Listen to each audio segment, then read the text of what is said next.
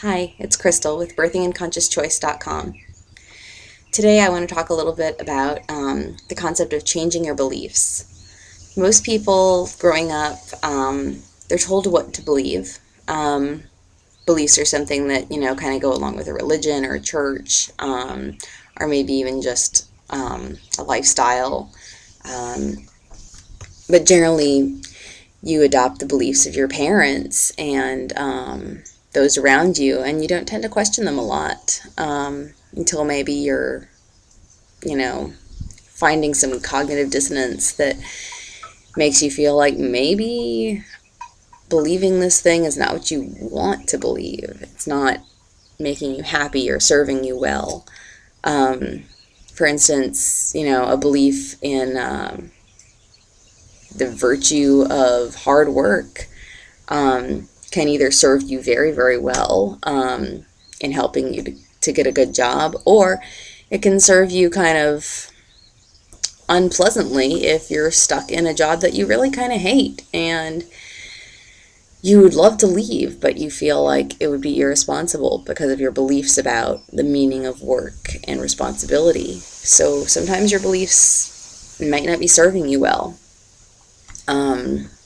Another area, especially to do with birth, another area where beliefs might not be serving you well are beliefs to do with your body and your physical capabilities.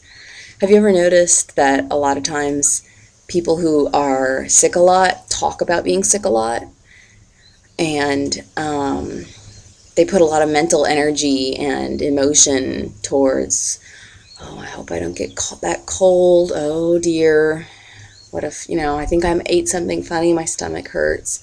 They're always worried about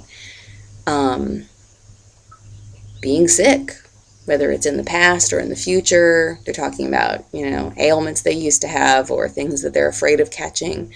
If sickness is a big part of their consciousness, then what kind of beliefs can we deduce that they have about their body? That maybe their body is not in top health, or maybe their immune system is weak. Whether or not these things are true is almost irrelevant compared to how they feel about them, because truth in a lot of ways is very subjective, meaning what's true for me might not be true for you. What's true for other people might not be true for a different group of people. And so if a person who believes with all his heart that he is prone to illness will probably be prone to illness. And I think a lot of women, especially during pregnancy, they get caught up in feeling like their body isn't able to perform. Clearly they've never been through labor before, so they don't have a point of reference. So they kind of feel like, well, there's just no way that my body's going to be able to do this. It's just too hard. It's too intense. And so maybe they have these limiting beliefs about their body that are going to come up in labor or in the late months of pregnancy and kind of trip them up. If you've ever heard of the placebo effect, you know how powerful beliefs can be, how powerful they can change the outcome of things. If you don't know what the placebo effect is, it's basically you have a study and you take two groups of people, and this group of people, they're given some medicine or herb or treatment that they're not sure works or not. The other group of people they give a sugar pill to, which is a placebo. And a lot of times, in a lot of ways,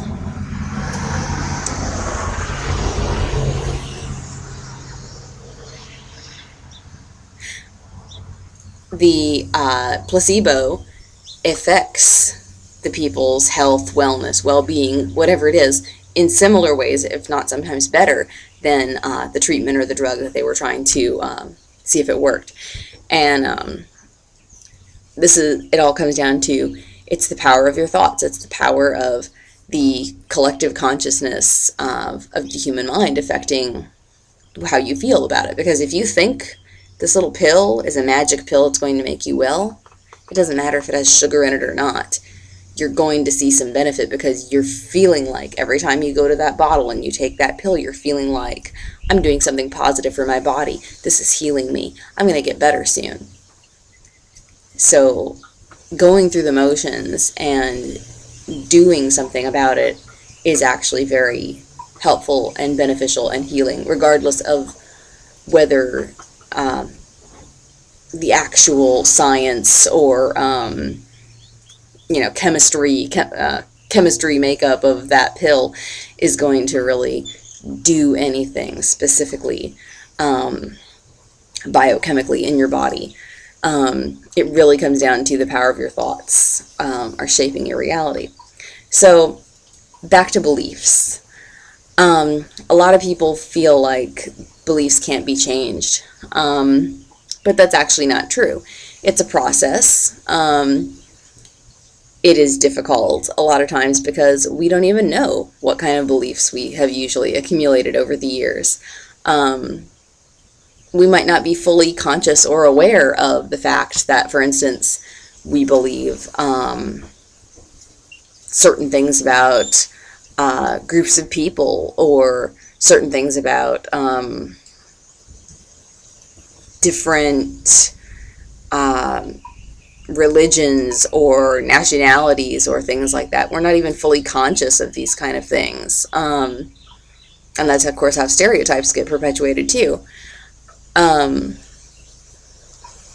Religious beliefs, for instance, it's very common among people who are transitioning from one religion to another to feel a period where they're afraid that maybe they're all wrong and their prior beliefs, even though they don't really resonate with them, may still, come back to haunt them or strike them down, lightning from the sky type of thing. They're caught up. They're caught up in feeling like they're not sure. They're not sure which thing to believe. They're not sure how their beliefs are going to affect their actions and behaviors, and so there's a state of limbo there where they're not sure what they want to believe. The truth is, you can change your beliefs. We all come into the world free of beliefs that burden us or make us sad or miserable.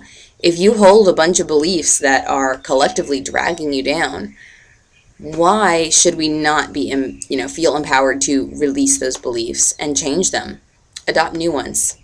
And really, it's just a matter of finding and putting words to your old system of beliefs inside of your head, and the process of naming them helps you to weed them out. Because any time that you find yourself falling back into old patterns of belief, old thought patterns, you can say to yourself consciously, cancel, delete, I'm not doing that anymore. And instead, reaffirm something from your new set of beliefs. Reaffirm, for instance, if you want to, be on a path of healing and you catch yourself even just thinking, not just saying it, but even just thinking it of, oh, I bet I'm going to get a cold tomorrow. I feel like I'm getting a cold. Consciously weed out that thought and say to yourself, delete, cancel, and then reaffirm it with something like, my body is healing and healthy and strong. I am the picture of vitality and health. Something that makes you feel confident in your new belief about your body, which is that your body is healthy, or whatever it may be. Similarly, if you catch yourself thinking thoughts like, gosh, I'm really dreading the birth, I just can't do it. What if I need an epidural? What if what if something's wrong? Delete, cancel.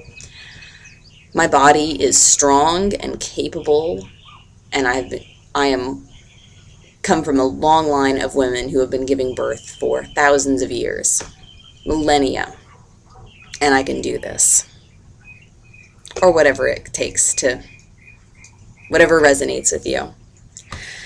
So that's a little bit on removing old beliefs and installing new ones. Really helpful stuff, whether you're pregnant or not, to consciously examine the things that you believe.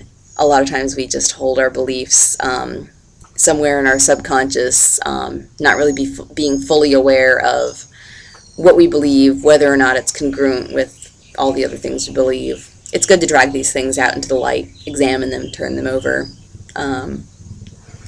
make sure that we're being true to ourselves.